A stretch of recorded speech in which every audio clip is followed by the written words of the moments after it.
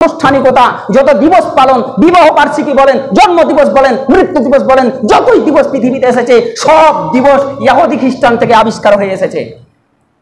ইসলামের বিধিবিধান কি আল্লাহর নবী সাল্লাল্লাহু আলাইহি ওয়াসাল্লাম আমাদের উপরে সম্পূর্ণরূপে অবতীর্ণ করেননি, আমাদের জানিয়ে দেননি, ঘোষণা দেননি?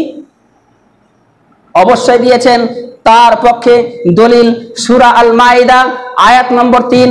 আল্লাহ রাব্বুল আলামিন তিনি বিশ্ব নবীকে বলছেন, এবং এই আয়াতটা নাজিল কখন হয়েছে এটা যদি আপনাকে বলি, হযরত উমর রাদিয়াল্লাহু তাআলা আনহু তিনি বলছেন এই আয়াতটা নাজিল হয়েছে আরাফার দিন, শুক্রবারের দিন। আরাফার দিন, শুক্রবারের দিন। এই সম্পর্কে মুসলিম শরীফে একটি হাদিস আছে যে একজন ইহুদি, হে আমিরুল মুমিনিন হযরত উমর, এই আয়াতটা যদি আমাদের উপরে নাজিল হতো, যেদিন এই আয়াতটা নাজিল হতো আমরা সেই দিনকে ঈদের দিন বলে ঘোষণা দিতাম। এটা ইহুদি খ্রিস্টান বলছেন। তাহলে প্রত্যেকটা কথার দ্বারাই বোঝা যায় যত আনুষ্ঠানিকতা, যত দিবস পালন, বিবাহ বার্ষিকী বলেন, জন্ম দিবস বলেন, মৃত্যু দিবস বলেন, যতই দিবস পৃথিবীতে এসেছে সব দিবস ইহুদি খ্রিস্টান থেকে আবিষ্কার হয়ে এসেছে। তিনি বলছেন আমিরুল মুমিনিন, যদি আমাদের উপরে এই আয়াতটা নাজিল হতো আমরা সেই দিনকে ঈদের দিন বলে ঘোষণা দিতাম। হযরতে উমর ফারুক আমিরুল মুমিনিন তিনি বলছেন যে এই আয়াতটা আরাফার দিন বিদায় হজে শুক্রবারের দিন আয়াতটা আল্লাহর নবীর উপরে নাজিল হলো, আর আল্লাহর নবী জনাবে মুহাম্মদ রাসূলুল্লাহ সাল্লাল্লাহু আলাইহি ওয়াসাল্লাম আমাদেরকে পড়ে পড়ে শোনালেন কি? সূরা আল মাইদা আয়াত নম্বর 3। লম্বা আয়াত।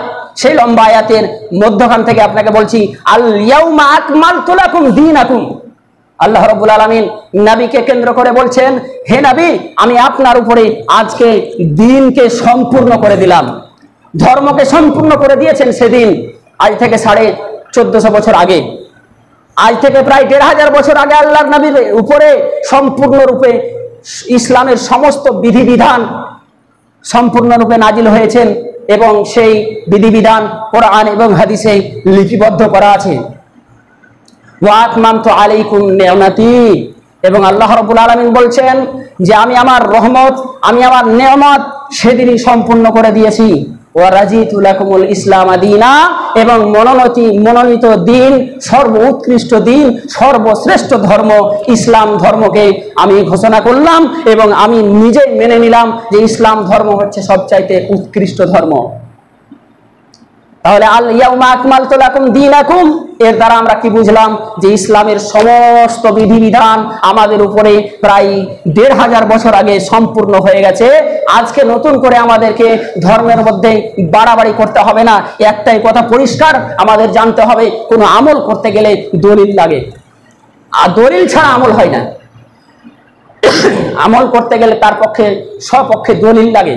আল্লাহর নবী জনাব মুহাম্মদ রাসূলুল্লাহ সাল্লাল্লাহু আলাইহি ওয়াসাল্লাম বলছেন, তারাকতু ফীকুম আমরাইনি, আমি তোমাদের মাঝে দুটো জিনিস রেখে গেলাম, লান তাজিল্লু মা তামাসসাকতুম বিহিমা, যদি এই দুটি জিনিসের উম্মতে মুহাম্মাদি অনুকরণ করে তাহলে কখনো পথভ্রষ্ট হবে না। সেই দুটি জিনিস কি? কিতাবাল্লাহি ওয়া সুন্নাতে রাসূল সাল্লাল্লাহু আলাইহি ওয়াসাল্লাম। সেই দুটি জিনিস হচ্ছে আল্লাহর কিতাব কুরআনুল কারীম এবং বিশ্বনবী জনাব মুহাম্মদ রাসূলুল্লাহ সাল্লাল্লাহু আলাইহি ওয়াসাল্লামের জীবন কাহিনী হাদিস। এই দুটি জিনিসকে যে ব্যক্তি ফলো করবে সে কখনো পথভ্রষ্ট হবে না। আরেকটি আয়াত, যখন আমরা কোনো ঝামেলার সম্মুখীন হব কোনো আমল করতে গিয়ে, তাহলে আমরা সেটার সমাধান কিভাবে করব? সূরা নিসা আয়াত নম্বর 59, ইয়া আইয়ুহাল্লাযীনা আমানু আতিউল্লাহ ওয়া আতিউর রাসূল। আল্লাহ রাব্বুল আলামিন তার নবীকে ঘোষণা দিয়েছেন, নবী আমাদেরকে জানিয়ে দিয়েছেন, হে মুমিনগণ, তোমরা আমাকে ইতাআত করো, আমার নবীর ইতাআত করো। ওয়া উলিল আমরি মিনকুম, এবং তোমাদের মাঝে যারা বিচারক, যারা ধর্মপণ্ডিত, যারা কুরআন এবং হাদিস সম্পর্কে জানে তাদেরকে অনুসরণ করো।